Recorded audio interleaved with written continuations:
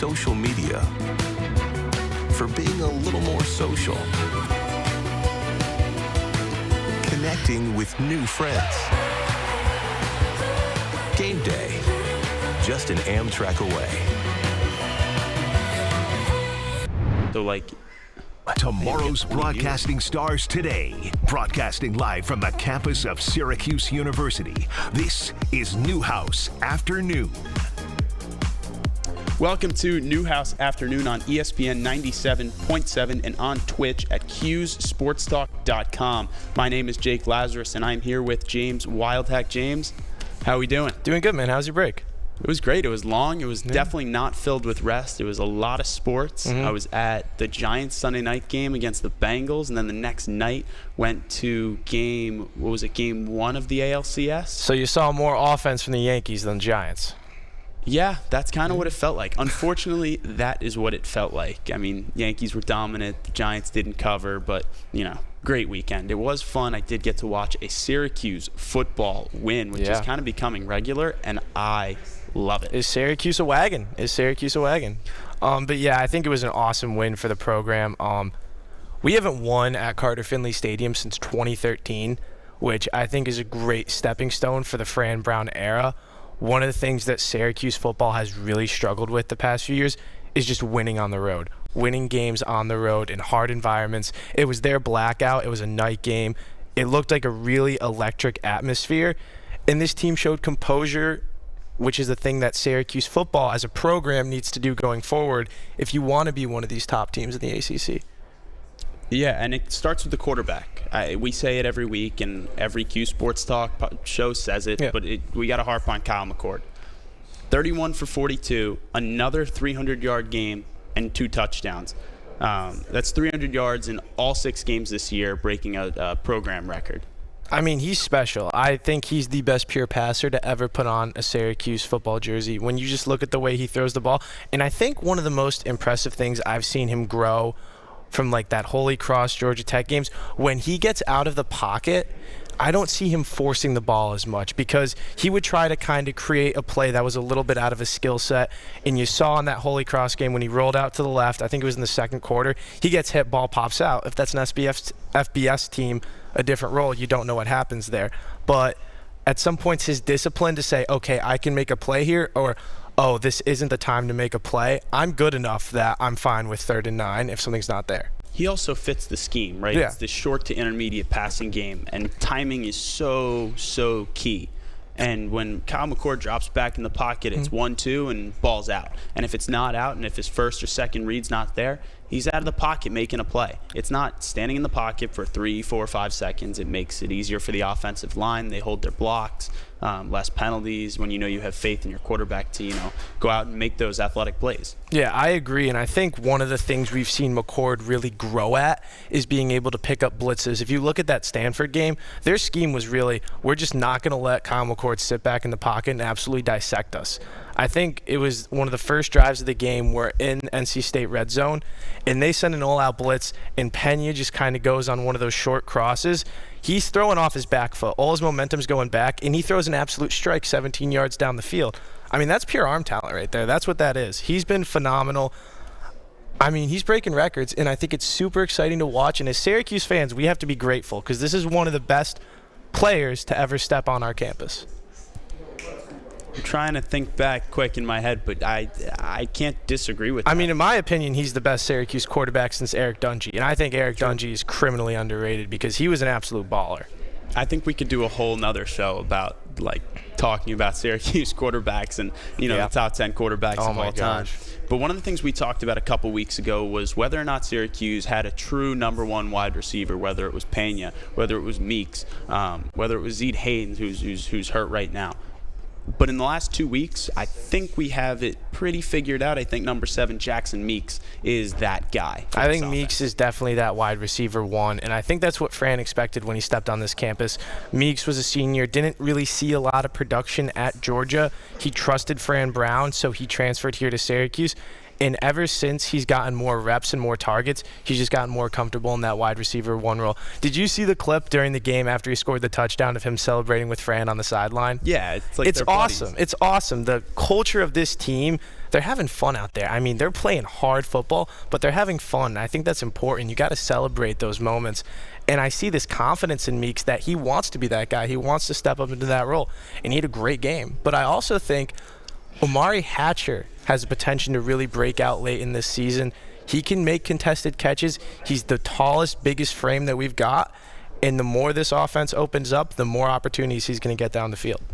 Yeah, Omari Hatcher only had one catch for 28 yards, but that one catch was in the end zone, and it was on a fade route, which was run pretty beautifully and a pretty beautiful back shoulder pass. I think it was really smart, too, what quarterbacks do these days with that ball is instead of kind of throwing it to that back pylon, they almost underthrow it in a way, because then the DB either has to turn on a swivel and stop on a dime, or when Hatcher stops, he has to grab the jersey. Right. So sometimes underthrowing that ball is better because your receiver can come back to it because he's the one looking at you. And if he stops in time, it's either a catch or they're grabbing at the jersey, and it's PI typically.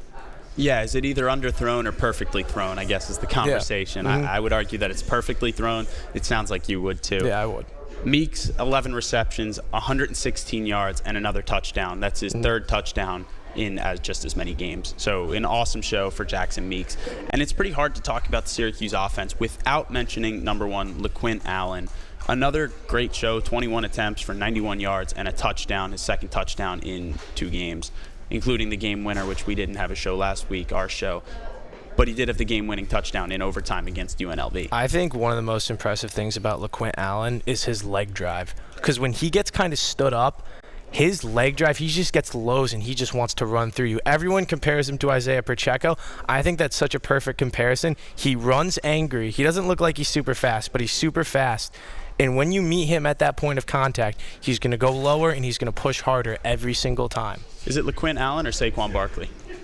I wouldn't compare him to Saquon. I think Saquon, he had elite contact balance. And we'll get to a running back with elite contact balance later, but LaQuint has been phenomenal, and what he does pass catching too just opens up this entire offense. He does open up the screen game, especially when you know you have an all-out blitz coming and you know you have a running back who can, go make plays in the pass game. He's just 7 receptions short of his 2023 season total. Really? And we're just 6 games into the 20. We're halfway through the 24 season. Yeah, and talk about Saquon Barkley, who played for the Giants. Jeff Nixon, running back coach, our offensive coordinator, he's done such a good job using motion in these under routes to just chip away and confuse defenses, because it really looks like someone's always open every single play. If it's a check down, if it's Gadsden over the middle, if it's Pena under, it really looks like someone's always open. And that's a really cool thing to watch. And the Syracuse offense is just clicking, and you want to know what they're doing too? They're killing the clock, dominating the time of possession. They're averaging over 33 minutes a game of possession, which is kind of mind-boggling. And you mentioned Oronde Gadsden, who I don't really care what stats say. He is the best player on this offense. 100%. So 6 receptions for 74 yards is huge. And his biggest game of the year came a couple weeks ago against UNLV, 10 receptions for 142 yards. And even just being out on the field is huge for this offense. Yeah, and it's at some points when he doesn't get that production, it's because he's pulling so much attention away. But he still got that production because he's just that good. He has such a big frame. And I remember it was a fade down the left sideline. He just goes up and grabs it. It's so seamless for him. He's an NFL player playing in college football right now, and it's amazing. And I will say, Fran Brown is a Georgia guy, so this kind of fits. Oronde Gadsden, LaQuint Allen, Kyle McCord are dogs. Oh, yeah, they are dogs. They are absolute dogs. They know how to win football games, right? I think that's something that the Syracuse team has lacked in the last couple of years. The inability to win those really tight games where one call, one play, anything can happen in a football game. But this team is finding ways to win through adversity, which is amazing. 100%, and that comes down to culture. That comes down to the culture that Fran Brown implements. And you listen to him post-game, too. He wasn't really content with that either. He was like, we left points on the board, and I think they did leave points on the board at times. I think some of it was coaching because you don't exactly trust your kicking unit, which we'll get into. But I think that this team is starting to learn how to win. And with a first-year head coach, in some ways he has to learn how to win too. And I think they're doing it together, and I think they're just going to get better as the season progresses. Fran Brown, just want to shout out his clock management through the first 6 weeks of the season. It's been there's been very few times where I've been watching as a fan and had to question clock management. It's been really effective. And before we hit break in a minute here, I want to shout out Justin Barron, number 8 defensive back. Had I mean, a career game, 8 tackles, a sack that came on third down in the fourth quarter, the game-sealing interception at the end of the game, and a fumble recovery. Is that the trifecta? It is the trifecta. And you look at a player like Justin Barron, he has the speed of a safety and the tackling of a linebacker. And that's a really rare combination in college football, and he's going to be playing on Sundays because of that. He's a super smart player, too. He stepped in as Marlowe Wax is out, being the captain of this defense, being the leader on this defense, and he has done a great job in pivotal moments, too.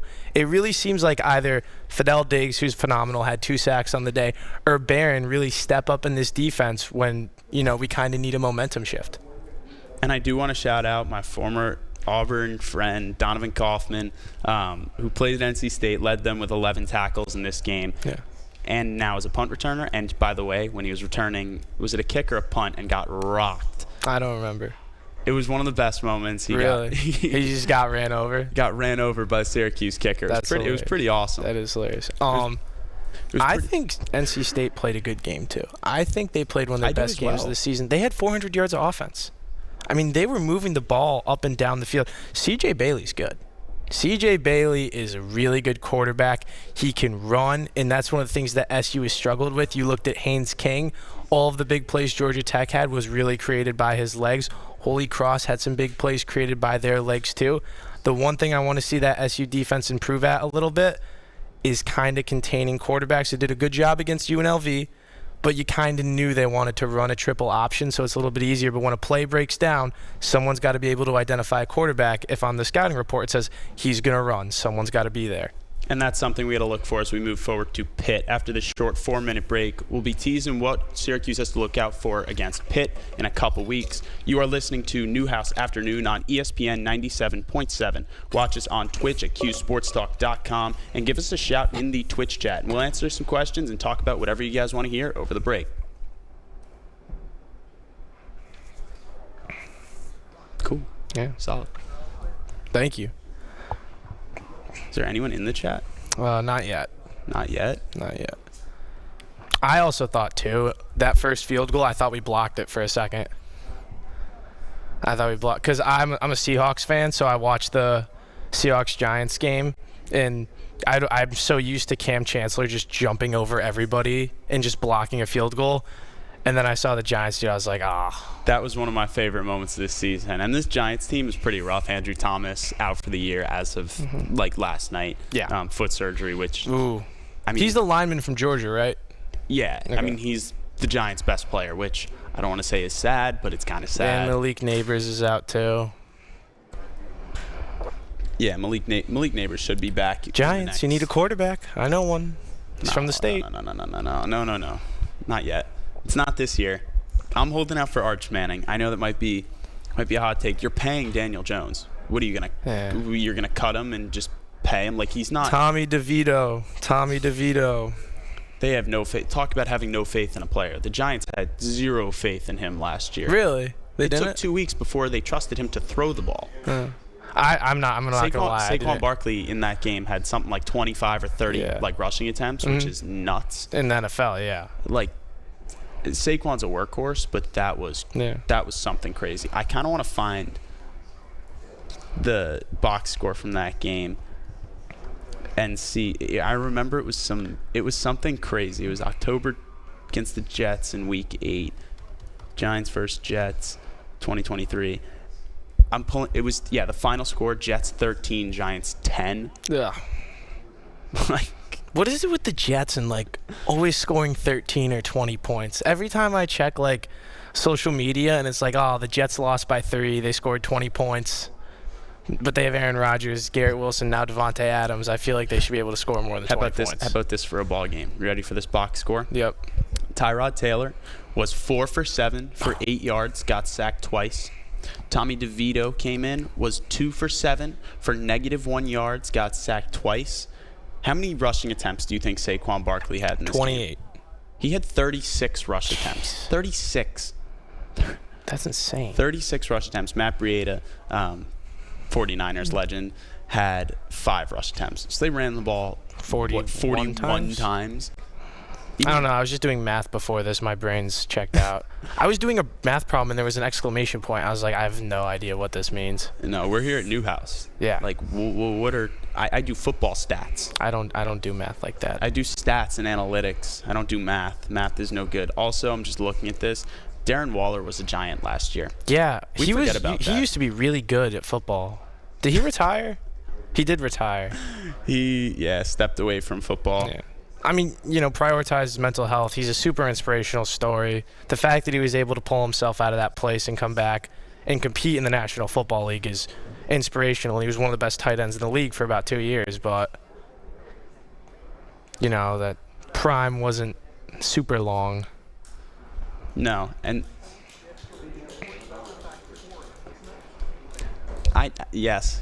Jordan, I have no idea. Yes, it is. I asked ChatGPT. I was like, what does this mean? It gave me this whole paragraph, and I was like, okay, I'll just go to the tutor office. Like, I'll just go to the tutor. It's okay. There was no hope. Go Orange, baby. There was no hope. Go Orange. This is why we have tutor labs. Syracuse has all the resources. It's perfect. Yeah, it's great. Just pulling out all the strings. Yep. Take my talents, too. Football is what we know, baby. We're sports guys. We're Costco guys. We can start with that next segment. Oh, my God. We are sports guys. I'm also going to do our... Cicero? Yeah. Watch your favorite ESPN Syracuse sports talk shows on QSportsTalk.com. Tomorrow's broadcasting stars today. Broadcasting live from the campus of Syracuse University. This is Newhouse Afternoon. Welcome back to Newhouse Afternoon on ESPN 97.7 and on QSportsTalk.com. This hour of Newhouse Afternoon is powered by Drivers Village Cicero. Go to dvoffers.com for more info. We are back at Newhouse, and Syracuse is on bye this week, which is kind of nice. I think it's a good time because you look at the roster right now. Gadsden came away a little bruised up after that NC State game. LaQuint Allen against UNLV had to go to the locker room at one point. And it gives Marlo Wax another week to recover and potentially come back for what I think is going to be the biggest game of the year thus far. I think it's a really good time for this team to have a bye. I think they need it, and I think they're going to come back better. I know there's a lot that this team can improve on, and a lot of that's the special teams, but I think this is a good time. Pitt's also coming off a bye too. Pitt is coming off a bye. Pitt is they're a good team right now. They're ranked number 20 in the country, and they'll probably jump a little bit just because you can't fall if you don't play. Yep. It's their first 6-0 start since 1982, same year that Eye of the Tiger came out. So that's the song in Rocky, right? That's the Rocky song. It is Rocky. Okay. It's a great song. He's a grad student. I'm a sophomore. There's a generational gap here, so. Oh, don't do that to me. That was mean. That was mean right there. I'm kidding. Pitt is coming off an ugly 17-15 win at home against Cal. The mentality for that team, just keep winning football games, right? If you keep winning football games, they'll play for an ACC championship. They have some tough games upcoming. They're going to run the gauntlet, one of which is a Syracuse team who is vying for a top 25 spot. They go to 21 SMU on November 2nd, and then a couple weeks later, they get Clemson at home. So I'll start with you, James. What are we looking for? What are we watching out for against Pitt in a couple weeks? I think Pittsburgh is a really good team. I look at Pitt and Syracuse, and I think these teams are built pretty similarly. You got a transfer quarterback coming in who's kind of reignited the offense. You got a lot of players on both sides of the ball, but I think the most important player for Pittsburgh is Desmond Reed, their running back. Desmond Reed is a really good running back, and I was talking about contact balance earlier. He has elite contact balance, so this is why you really want someone like Marlo Wax back, who I think was top 10 in the entire country in tackles, someone who can finish a tackle. That's going to be super important for Syracuse. And just like LaQuint Allen, he doesn't get it done just on the ground. He gets it done through the pass game. almost 500 rush yards on the season, around 350 receiving yards, 7 scores. He's a dynamic back. He's the focal point of this offense. And when they needed him against Cal, he stepped up, he found a hole, and he broke it for 80 yards to get their offense going again. So I think you got to watch out for him. And, Syracuse has had some tests with the run game. You had Georgia Tech earlier this year, whose plan was to kind of run it down our throat. I think Eli Holston is a better quarterback, though, than Haynes King. I'd say this team is pretty similar to Georgia Tech, but almost kind of a step up, if that makes sense. Yeah, and I like how these two teams match up against each other. I like that these are both teams whose offenses can put up some serious points. I think it's up and down the field. I think it's first to 40 wins. I think it's really going to be a game where first to 40 points is going to win the game. I think my next take after that was going to be bet the over. Yeah. This game will be a shootout in Pitt. I do think it's funky that ESPN Analytics gives Pitt a 70.7% chance to win next week. I think one of the most underrated aspects of this game, and I would say it's an advantage for Pitt, is this is Syracuse's second game outdoors all year. You had the home stretch, then you played at Allegiant Stadium. You showed that you could handle an outdoor noisy environment in NC State, but, it's getting cold out here. It's pretty cold, and it's pretty cold in Pennsylvania too. And Heinz Field doesn't really get packed often, respectfully. But did you remember when the Backyard Brawl was there 2 years ago? That was one of the most electric atmospheres I've almost seen. Yeah. Or no, the year after that. Both years, electric. Yeah, it was absolutely electric. It's an NFL stadium. It's a great stadium. And when it's packed, that's a really hard environment to play in. Night game, their season's kind of on the line because I think they drop one of the two, SMU or Clemson. And this is kind of that game where it's like, okay, I want a top 4 seed in the ACC. One of these two teams is going to get to that upper echelon, and one of them is kind of going to just stay in the middle. I would agree. I think this game, you mentioned the Backyard Brawl, this game has that same type of rivalry feel. Pitt is the most played opponent for this Syracuse team. Syracuse is the, I think, third most played opponent for Pitt. So this game, they have some history. Yeah, a lot of history, but I think one of the issues for Syracuse the last, century, since the 2000s, we've beat them 4 times. And one of those wins is vacated. You beat them at Yankee Stadium last year. You beat them in 2017. You beat them in 2012. I think this is a huge game also for territory. You look at the Northeast for football, it's having a great renaissance right now. Army's ranked. BC's competing. Bill O'Brien's going to do good things there. Syracuse, Fran Brown, Pittsburgh, Narduzzi has been a staple in the Northeast along with James Franklin. And Rutgers, too, with Schiano. Penn State is the top team geographically in this area. Who's number 2? I'd argue right now it's Pitt, Syracuse, and Army are kind of on that second tier. And, if I'm Syracuse, I'm coming to this game. I want to go to Pennsylvania. I want to win, and then I'm going to go up to every single Pittsburgh recruit and say, come to the Dome. It's warmer there. That is true. And like you said, it's something that Fran Brown knows a lot about. And coming from Georgia, it's all territorial recruiting. Mm-hmm. I'm an Auburn guy myself. You have to own Alabama. The same thing with Syracuse. You have to own the Northeast. Mm-hmm. A lot of talent that comes from Jersey, that comes from PA, that comes from New York, that comes from Connecticut. Yeah. It comes from all over, but you have to recruit in your own backyard. You have to recruit from here. And it's a lot easier, too, to go into Pennsylvania and recruit and say, hey, that other team that just offered you a scholarship, we beat them last year. That always makes it easier. I think it's a huge game for the brand, too. This is a game where Syracuse can elevate itself as that number 2 team in the Northeast. And I want them to do it. I think they are going to do it. We don't got to get to predictions yet. I do think they're going to win the game. But I think one of the keys, special teams. So one of the things that we can mention is the difference in special teams between Pitt and Syracuse. Yep. Ben Sauls, the kicker for Pitt, is 10 for 10 on field goals this year. Also 3 for 3 from 50 plus. Yep. Syracuse is kicking somewhere around 50%. So anything that is fourth and manageable on the plus side of the field, Fran Brown, he's already sold his hand. They are going to go for it. Mm-hmm. And I think if you can hold Ben Sauls to force those 50-plus yard bombs, you live with it. He made a 58-yarder against Cal going into the half. That was huge. You live with those kind of points. I got a question for you. Shoot. You're on the 33-yard line. There's 3 seconds on the clock. You're Fran Brown. You either can throw a Hail Mary. I'll give you this, too. I'll give you a one-on-one to Jackson Meeks, corner of the end zone, kind of like, I'm sorry you're an Auburn fan, but the 4th and 31. You get that same setup. or a 50-yard field goal, and it's not going to get blocked. It's not going to get blocked. You're going to have a good snap. The kicker's just got to make it. Which option are you taking? If you're giving me the option that it is going to be clean snap, clean hold, clean kick, and it's just on the kicker, give me the kick. You know, I have the confidence in any Division I kicker. Give me any of the 134 schools. Give me any of their kickers. Yep.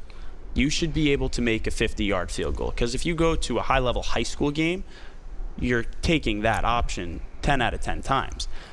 Given I am a little bit biased because, like you said, I was at the 4th and 31 game. And I do have the, call it PTSD from that moment. Yeah. So, James, what about you? What are you doing? I mean, honestly, in the wise words of Pat McAfee, kicking is very hard. And I think in this scenario, I'm gonna put us at Heinz Field, Pittsburgh, PA. You're right on the river, so you got a lot of wind gusts. I might throw it up to Jackson Meeks in that one-on-one.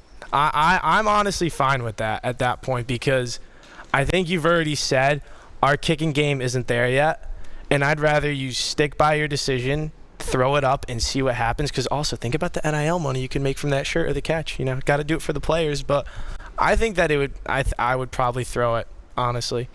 So, before we move on, James, prediction for next week. I think Syracuse is the better team. I think we should win this game. This game comes down to, again, does this team have a winning identity? Does it want to go on the road to a top 20 hostile environment, walk in the trap, take over the trap? I think they can do it. I think Syracuse has a program-defining win at Pitt, first to 40 wins. I like that. I don't know that I have a full game prediction, but give me the over, right? Yep. Whatever it is, I can find it, but give me the over. I think these two teams are going to put up points. Eli Holstein, redshirt freshman quarterback, 15-5 touchdown to interception ratio, and he's a threat to run. They put up over 40 points per game thus far. If Marlowe Wax is back, I think we win this game. If Marlowe Wax is back and healthy, he's the best player on our defense. They've been good. They haven't been great. You give them their best player back, best tackler. Let's see what happens. Give me Syracuse in a shootout. After this short 4-minute break, we'll be talking some baseball, some ALCS, some NLCS action. You are listening to Newhouse Afternoon on ESPN 97.7. Watch us on Twitch at qsportstalk.com and give us a shout in the Twitch chat, and we'll answer some questions, talk about whatever y'all want to hear. The three. You know, if I were Holston, you want what I'd do? I'd transfer right back to Alabama after this year. After Milroe leaves, I'd go straight back to Alabama. That'd be kind of tough. I'd go straight back to Alabama. That'd be tough to transfer out, transfer back.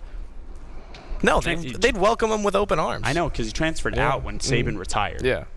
Right? Now you're 1 year under DeBoer. Yeah. Do you go back? I'd go back. Are you kidding me? I'd go back. Can we talk about the Vanderbilt? I was going to say. Yeah. I was going to talk about that in a little bit of Alabama. Yeah. Alabama's gone through one of the weirdest 3-week stretches I've ever seen in any level of sports. Really you weird. go from the first half against Georgia where you're leading by 20. It was, 21? They were up 21. I don't remember the score. I thought it was 28. I think they were up. They were leading by 21. It was like 28-7 or something. And you go to the half looking like the best team in the history of sports. You come out in the second half and kind of lay a goose egg, more or less. And then you go on the road. On the road to Vanderbilt and get upset in one of the craziest losses in college sports this year. Yeah. And, I mean, then you play South Carolina at home. You kind of should have lost that game. And, I mean, you look at South Carolina, too. I mean, man, like, I feel bad because, you know, I'm a South Carolina fan. That's like my SEC team. Nicholas Harbor's so fast in NCAA football, and I just run go routes with him, and it's so much fun. They're locked in. They should have beat LSU. They probably should have beat Bama. But I think that team's good. But I'm worried about Beamer's job. I don't know how you can just. Too. Yeah, it's weird. They're recruiting middle of the pack, which is where they were pre-Shane Beamer. But they got some guys. They got some 5-stars. It takes more than a couple 5-stars to win. It takes a solid recruiting class. Will Dylan Stewart be wearing a South Carolina jersey next year? The DN. Yeah. Especially if you lose, if Beamer ball if the Beamer ball era comes to an end, I don't know. I don't know. It's tough because he is one of the better true freshmen in the country. Oh my gosh, he's insane. I love how he doesn't wear any gear. He just doesn't even wear gloves. No, he's just a bear. He's just a bear. He's like in NCAA when you're playing and you just don't have access yet to anything in Road to Glory. Yep. Just hasn't unlocked it yet. Yeah, he's like the defensive Ashton Genty. He just stands there and he's like menacingly. Dude, I will say Ashton Genty, if that's where you're going with that, so fun to watch. I really haven't watched him that much. I got to watch him. It's kind of like a joke. Like it kind of feels like you're like watching a video game. Yeah, his props, just for context, his props on ESPN Bet. His rushing total is set at like 190 yards. Yeah. To score touchdowns, usually it's like half a touchdown, so a player should score 1. This guy's expected to score like 3 touchdowns a night. It's crazy. And his games are what? They start at like 11 o'clock at night. Yeah, I mean, they played at Hawaii last week. Minus 6,600. That's insane. Minus 6,600 for what? I think touchdown prop. To score That's insane. In Rhode Island. I mean, he's so good at football. I mean, I have the... Will he break the kind of streak of not drafting a running back in the top 15? If I'm the Dallas Cowboys, well, I need a lot of things if I'm the Dallas Cowboys, including a Bible after this weekend, but they need a running back. I will say, if this is just straight from an ESPN article, if Genty maintains his current pace, he could potentially challenge Barry Sanders' single-season rushing record of 2,628 yards set in 1998. Yeah, if I'm Genty, I'm telling my coach, you're not pulling me at halftime anymore. I'm going for the record. And I think the coach has to respect it at that point. And you have to, because he stayed there. He got offered a lot of NIL money. He said that a legacy is more important than money. Let him build his legacy. Give him the platform and the opportunity to break the record. Also, somehow, he's only plus 175 to win the Heisman on ESPN Bet. Plus because his games are at 11 p.m. That's why. His games are at 11 p.m. No one watches. For as much as we talked about it being a lock, odds makers clearly don't feel the same way. Because, I mean, you're one QB game away from the narrative changing. Watch live on QSportsTalk.com. Tomorrow's broadcasting stars today. Broadcasting live from the campus of Syracuse University. This is Newhouse Afternoon. Welcome back to Newhouse Afternoon on ESPN 97.7 and on Twitch at QSportsTalk.com. I'm Jake Lazarus with James Wildhack. James, let's talk some baseball. Why not? Yeah, let's do it. Some big baseball in the Northeast. The Yankees and the Mets both in the championship series in the ALCS and the NLCS. Yankees lead their series 2-0 after a huge win last night. The Mets even their series a couple nights ago at 1 apiece with the Dodgers. They stole one on the road. So great showing for both New York teams. Nothing would make me happier than a Subway series, and nothing would make me happier than respectfully just watching the Yankees get obliterated in that. I'm a Red Sox fan. I'm sorry, I have to say it. I think it would be so funny if the Yankees just got destroyed by the Mets. It would make my year. But, I mean, the Yankees have looked really good so far. This is where my bias will come out. I'm a baseball fan before I'm a Yankees fan, but I am a diehard, lifelong Yanks fan. So seeing this run and a team that feels this put together. I mean, they've been in the CS, I think it's like 4 of the last 6 years. Yeah. They missed the playoffs last year, but they've been fairly dominant. But this team has a different feel. It always feels like they're trying to find it this time of year, but right now, it feels like they are hot, and Judge hasn't even started hitting yet. Okay, so let me ask you this. So I haven't been as tapped in as you are because the Red Sox are the Red Sox right now, and as long as we split a series with the Yankees, I'm happy. That's all I need from my team. But what's the thought process when you're the Guardians manager and you have Juan Soto up and you intentionally walk him? By walking him, the bases are now loaded and Aaron Judge is coming up. What is the thought process there? Why do you do that? The thought process is with one out, right? With one out, you're trying to roll a double play ball. Okay. Forget about who's up and what the situation is, right? You have runners on second and third with Juan Soto coming to bat. If you walk Juan Soto, you've now loaded the bases, and a ground ball to the infield gets you out of the inning unscathed. Given it's not the typical hitter who's on deck. It's Aaron Judge, who's more than likely the American League MVP and also, to be debated, the best hitter in baseball.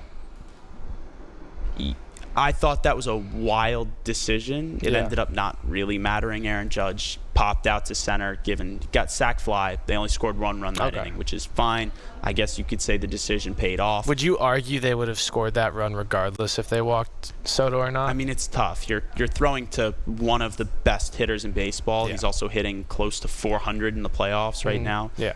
And already has a home run in the series.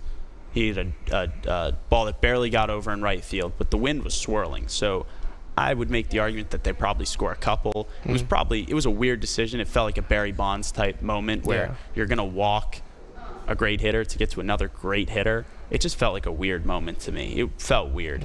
And I really wanted Judge to come through and hit a home run and just have a Yankee moment. Yeah, because if I was Aaron Judge and I hit a grand slam, I would. When I'm rounding third base, I would let the Guardians manager know very kindly that he shouldn't have made that decision. But you look at this Yankees team, too. I mean, they've been great. Gleyber Torres in the leadoff spot has been phenomenal for the Yankees so far. He's reached base 5 out of his 9 plate appearances. How does that help an offense start flowing? How does that leadoff guy getting on base really just help an offense get going? So I'll put this in football context for you, right? You're running a 2-minute drill. The first play from scrimmage has to be a positive one. It doesn't matter if it's 3 yards. It has to be positive, right? And it gets the flow going of your offense. Yeah, so you just want to get into second and manageable. When your leadoff hitter gets on base, it's like getting a first down on first down.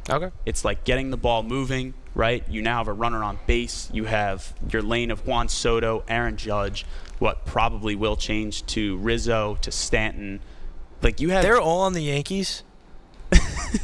You have dudes coming up who are some of the best hitters of our generation, right? So when you have a guy like Gleyber Torres who can work counts and get on base any way possible, working walks or flaring check swing singles out into right field, that's a plus for any team, any lineup.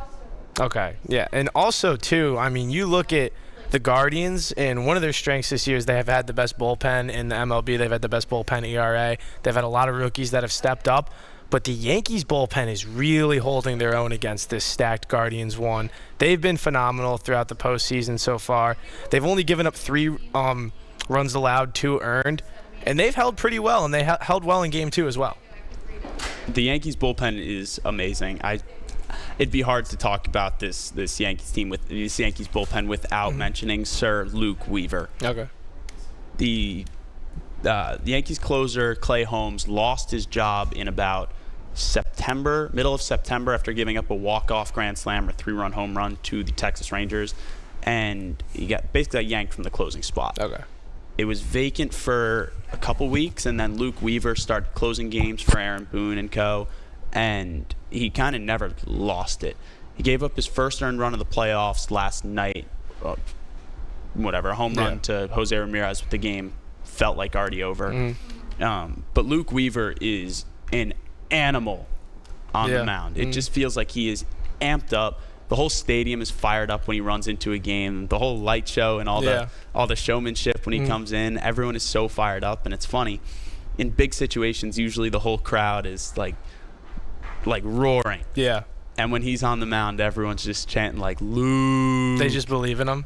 Oh my God, it's so awesome. It kind of feels like Mariano Rivera's back in the Bronx, where he comes into a game and it's just over. Yeah. Like Luke Weaver comes into a game and you feel confident. You're like, he is going to get 3 outs. He will get 3 outs. Yeah. So we've been talking, the Yankees look really dominant so far in this series, and it kind of looks like, their train's ready to leave Penn Station and get to the World Series. What do the Guardians have to do to get back into this series? How do you get back in? I mean, if they do get back into the series, it starts tomorrow night, right? You go back to Cleveland. Yankees have Clay Holmes on the mound. Clark Schmidt, same first initial. You have Clark Schmidt on the bump. So it's a guy who you can jump early in counts. It's a guy who late in the season, was coming back from injury. It's a fastball slider kind of pitcher. So a guy who you can ambush early in counts. But it starts with Jose Ramirez. It starts with your number 1 player. He's got to get hot until until last night. 0 for 7. 0 for 7, and then popped a home run on a hanger. So do you think it that starts with him? Some ways kind of good that, okay, game's over, but It looks like Ramirez is getting back on track right now. Do you think that's Definitely. a little bit of positive momentum that the Guardians can take away from these first two? Definitely. It's the same thing with Aaron Judge, right? Aaron Judge popped a home run. The game was, it was a 2-run game. It pushed it to a 4-run game. It ended up not really being a difference maker, but you make the argument that Judgey hitting his first, I think it might have been his first or second hit of the playoffs, that is this the moment that gets him started? For J-Ram, is this the moment that gets him started? For Stephen Kwan, working good at bats, but not coming through in those huge moments. So it's just getting started. It starts tomorrow night. It starts with J-Ram. It starts with Stephen Kwan. It starts with Josh Naylor, just working better at bats. And you mentioned the firepower that the Yankees have. When you have this type of firepower, if you're the Guardians, you can't really risk any mistakes whatsoever. And the Guardians have not been playing mistake-free baseball. They've had 7 walks, 5 wild pitches, 2 errors that led to 2 unearned runs. That's not how you beat a team that has the firepower like the Yankees, because you give them any leeway, they're going to take it. Exactly, and I think the pop up to second or over second base, shortstop just drops the ball. It's a rough start. You have to play for the Guardians to beat the Yankees in this series. I said it going into the series, and I'll say it again with the Yankees up 2-0. The Guardians have to play a near perfect series, right? You have to hit, obviously, and you have to score runs. You have to hand the ball to your bullpen with a lead. The Guardians are not a team that are built to play from behind. They're a team that's meant to play with the lead, which is kind of, it seems intuitive, but you have to hand the ball to your A-plus bullpen with the lead. They can't score runs, right? Your offense has to do that. The Yankees are effective at that. And now over to the other coast, you got the other New York team playing in L.A., finally broke one of the most historic scoreless streaks in MLB playoffs history. The L.A. Dodgers went 33 innings without a run. It's finally over, and it looks like this series is kind of going to be the one out of the two that maybe goes those extra Game 6, Game 7. I agree. These two teams are very different. The Dodgers are a team who's perfectly constructed from a roster standpoint, right? You have firepower from top to bottom. The Mets are a team who are just red hot. I think anything after the wild card, they're playing with house money. Everything feels fun and happy and just fun and happy. That's really all I got. It's vibes. They're winning games on vibes. It is awesome to watch. And as a Yankee fan, I hope this game goes 7. And as a baseball fan, I'm rooting for good baseball. The Mets stole one in LA, which I don't think anybody would have guessed that. And now you go home and you, mathematically, have home field advantage. So if you can go home and win 2 of 3, I love their chances to go to the World Series. Well, we might have a Subway Series after all. I'm hoping for it. I don't think neither of us were alive in 2000, so I'm rooting for it. I hope we get to see it. After this short 4-minute break, we'll be back talking some Heisman contenders. You are listening to Newhouse Afternoon on ESPN 97.7. Watch us on Twitch at qsportstalk.com. Give us a shout in the Twitch chat. We'll talk about whatever y'all want to hear. Don't miss the Kyle. I still remember the Red Sox-Dodgers series. Oh my gosh, that was the greatest series of my life. I would do anything to see a Yanks World Series. Red Sox World Series 2018. That team was so good. That team was so good. Matt in the chat, nice job, guys. Appreciate it. Thank you, Matt. Thanks, Matt. Matt and Manley. 1-5 too. Oh my gosh, it was awesome. Destroyed Kershaw. David Price. I remember David Price was so good. David Price, Vanderbilt legend. Oh, he was so dirty. Jackie Bradley Jr. Oh, take me back. Joe Kelly. Joe Kelly had so much swagger.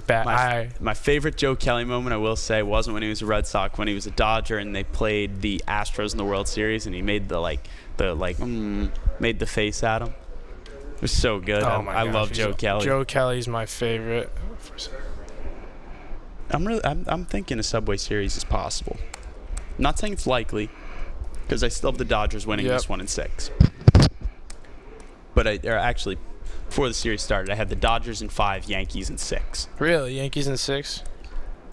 This team right now looks dominant, which is awesome. I've never seen a Yankee team like this in my life. Maybe 2009. But since this 2017 core, this Aaron Judge-led core, I haven't seen a team this dominant that shows up to a game and you know exactly what you're going to get from whether it's Torres hitting leadoff or Soto in the 2-hole, Judgey hitting third.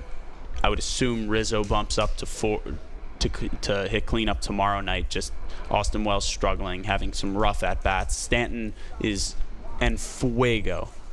Like, he had a really rough streak a few years ago, didn't he? Yeah, always. He's one of the streakiest hitters in baseball. But he's on right now. But playoff Giancarlo Stanton is a force to be reckoned with. He hit in Game 1. He hit, I think it was a 440-foot home run to left field. Jeez. It was just a fastball that just got left middle. It was Wells hits the ball well. It just missile. didn't go far. Got a comment in the chat. It is crazy. Sometimes I think about like a baseball stadium. I'm like, Austin Wells has had some rough at-bats in the first 6 games of this postseason run. I love the kid, and I hope he will be the catcher of the future. But hitting cleanup in one of the best Yankee lineups we've had in a long time, it's Anthony Rizzo's spot. It's just a better at-bat. Wells' at-bats are a little brutal.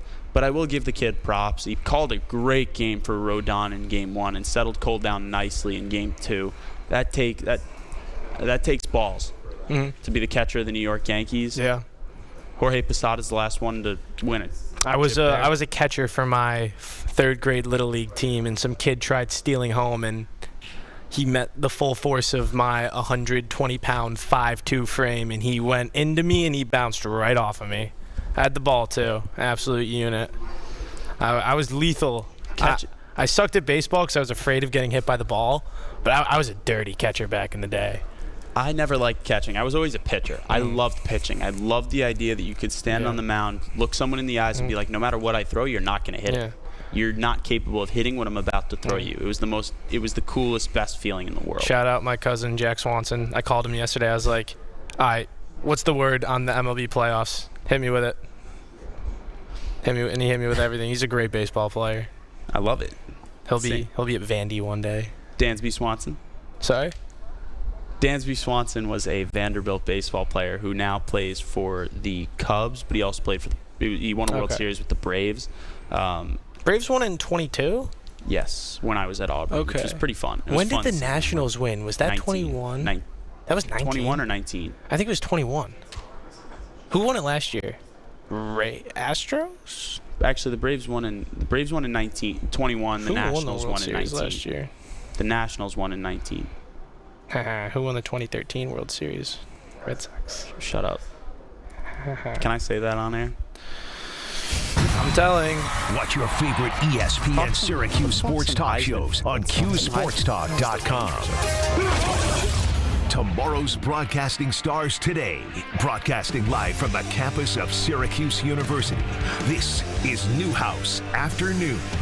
Welcome back to Newhouse Afternoon on ESPN 97.7 and on QSportsTalk.com. James, let's talk some Heisman Trophy candidates. Kyle McCord. Kyle McCord for Heisman. I'll start the campaign right here. I really like this Heisman race. I think this is one of the most kind of week-to-week Heisman races we've had of all time, because the last few years it's kind of been like, here's the best quarterback, because last year was Caleb Williams, before that it was Bryce Young, before that it was Tua, then it was Trevor Lawrence, it was Baker. It was kind of like the standard, okay, here's who we think's going to win the Heisman, and it wasn't really close until those last few weeks. I mean, man, I know Ashton Genty is an absolute wagon, and I just don't know if he's going to win it. I mean, two of the top 3 Heisman candidates aren't quarterbacks, or some of the most fun to watch, right? We have Ashton Genty, Travis Hunter, and Travis Hunter, who I guess DB or wide receiver. Everything.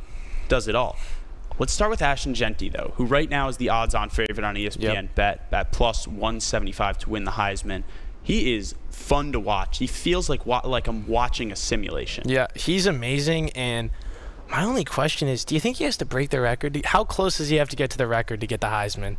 Because I think in some ways the way the landscape of college football is now is, if you want to be a running back from Boise State and win the Heisman Trophy playing games at 11 o'clock every night, to get the national media attention throughout all 12 weeks, I think you got to be close to that record or break it or just fall short. If you know how I talk about football, one of my favorite stats is yards per attempt. Yeah. It's my favorite stat. I think it's the easiest way to dictate whether a running back is that guy or if they're just a workhorse who picks up 2, 3, 4 yards a carry. Yeah. Ashton Genty averages 9.9 yards per carry. Wow. That's what I put up in, like, Road to Glory in NCAA. Yeah. That's ridiculous. I mean, he's an absolute cheat code, and I love how people have kind of been like, look at the way he just stands in a backfield. Like, he just looks like he's ready. Like, he looks so unfazed. I mean, his contact balance is phenomenal. He bounces off tackles really well. His footwork and acceleration are what I think is extremely impressive. He's got such quick feet that when he does get knocked off balance, he has the ability to kind of, center his weight and really just explode. And I think that's one of the things that separates him from a lot of really good running backs in the past is it looks so seamless when he bounces off tackles. It's so impressive. Coming in second right now and is second odds on. I guess not a favorite. Yeah. Second in odds. Dillon Gabriel, the Oregon quarterback, at plus 270 on ESPN Bet. They're coming off of a huge win over. Probably the biggest win of the year when you talk about the magnitude of a game. 100%. He was plus 1,600 last week. Now up to plus 270. I mean, that was a fun game to watch. Like you said, they're one play away from losing, one play away from winning. But Dillon Gabriel, another great performance. Yeah, I mean, he's been great. And, again, Oregon's starting to figure it out as a team. They weren't great in the month of September, and Josh Pate, very famous, football commentary guy, he said, you can't judge a team based off September. One of the things Syracuse has struggled with is October, November. We've done really good in September. Now for us, it's October, November, but Oregon has looked better every single week. Dan Lanning is a great coach. He has that aggressive play calling style, which kind of got him in trouble in the Washington games last year. But, I mean, he's a quarterback-friendly offense. Gabriel's going to continue to put up yards, but I think he might have peaked a little too earlier in the season when it kind of comes to national media and national buzz. Because down the stretch, they don't have as many tough games. Like, they've played their hardest game of the season. That's fair, but I do think we can acknowledge that he played his best game of his season against their toughest opponent in prime time. Through 23 for 34, 341 yards and a couple touchdowns. Yeah, Gabriel was great. And, I mean, you look at on the other side, too, Will Howard was good. People are going to say, oh, Kyle McCord wouldn't have done this, Kyle McCord would have done this. Those two are always going to get compared. But, I mean, he played a great game. Evan Stewart, the Texas A&M transfer, was phenomenal, too. But, I mean, the Ohio State secondary just got burned. They got destroyed. Denzel Burke did not have his finest day. How about let's bounce back to the ACC. The next up, Cam Ward, Miami's quarterback, transfer from Wazoo. He's going to be the Heisman favorite coming into the Dome, and then we're going to hold him to 90 passing yards, 3 interceptions. That's the game plan. Obviously, that's probably not going to happen. Easier said than done. He's been great. His pocket presence is really cool, and he can create those elusive plays. And he's got great arm strength. And, part of the Heisman Trophy is you got to kind of have that swagger and that stature to you. He's one of those players that is kind of shaping the landscape of college football right now, and that definitely helps him. Miami has some of its tougher games going up. But I think, I don't think they're going to win the Heisman, but I think a sleeper is Cade Klubnik. Cade Klubnik's been playing pretty good football for Clemson. Clemson's a fun team. I mean, I think we doubted them just after what happened last season. And, week 1 against Georgia, I mean. Yeah. When your one loss is against, it wasn't a good performance, like, not in the slightest, but, it's not terrible. It's not the way that Clemson looks right now, they're a playoff team, barring rest of ACC, barring what happens in the ACC championship. I would venture to assume that they'll be playing for an ACC championship against Miami unless craziness ensues, which is why we love college football. That's why we're here. But if Cade Klubnik goes and wins an ACC championship and then goes and wins a playoff game, which is earlier this year, so it'll be well within Heisman conversation. Like, I do agree. I think that's a sleeper pick. I think on the same wavelength, Carson Beck is a guy who wins a lot of football games and plays really well. He was the #1 recruit in the 22 cycle and now starts for Georgia. And all he does is win. So it's hard to knock him, too, from that conversation. Do you think Milroe has a chance at the Heisman, though? Do I think he has a chance? Yeah. Yes. Do I see him winning it? No. I mean, it'll be cliche from my point of view, but the Iron Bowl is a test for all these quarterbacks, for these Alabama quarterbacks and Auburn quarterbacks. But if he goes out and shows out against Auburn and then goes and wins an SEC championship, it'd be hard not to have in that conversation, even if these other guys play really well. The other guy who I wanted to shout was Travis Hunter. I mean, I don't think he'll win it. left last game with a shoulder injury, and I don't want to speculate what his status is moving forward. But he's so fun to watch. He's so fun to watch, and it's a really weird thing. If I was an NFL GM and I'm looking at Travis Hunter as a draft prospect, the first thing I'm going to my coach is I'm saying, how many snaps are we playing him a game? Because it's the NFL. He's taking a lot of wear and tear on his body. I know he doesn't get tired, but his body gets tired. Your body can't handle that. One of the things you kind of have to ask yourself is, where am I playing him primarily, and what side of the ball am I putting restrictions on him? But I think that Garrett Nussmeier, too, LSU, has been absolutely dealing. Great win at home against Ole Miss, kind of flatline their playoff hopes for the time being. I think he has a good showing against Alabama, and then goes, I don't know where they play Texas A&M, but they play Texas A&M at the end of the season. Goes into Kyle Field, last game of the season, demolishes them. That's a Heisman campaign right there. LSU also has a chance to be a playoff team, right? They do. Same thing with A&M. Don't sleep on Brian Kelly. He is a good football coach. Yeah, I'm excited to see what this LSU team can do, and same thing with A&M. I think A&M is a sleeper for the playoffs. Same thing with LSU. I wouldn't mind sprinkling. We got packed 2 weeks ahead of us. We do have a packed 2 weeks ahead of us, including a Syracuse football game next week at Pitt. I'm excited for it. Yeah. You're excited for it. We'll be back here tomorrow, Newhouse afternoon, 2 to 3. Same time. We will be back. James and I will be back in 2 weeks. Go Orange. Go Orange. The 315 with Brian Higgins. Sometimes you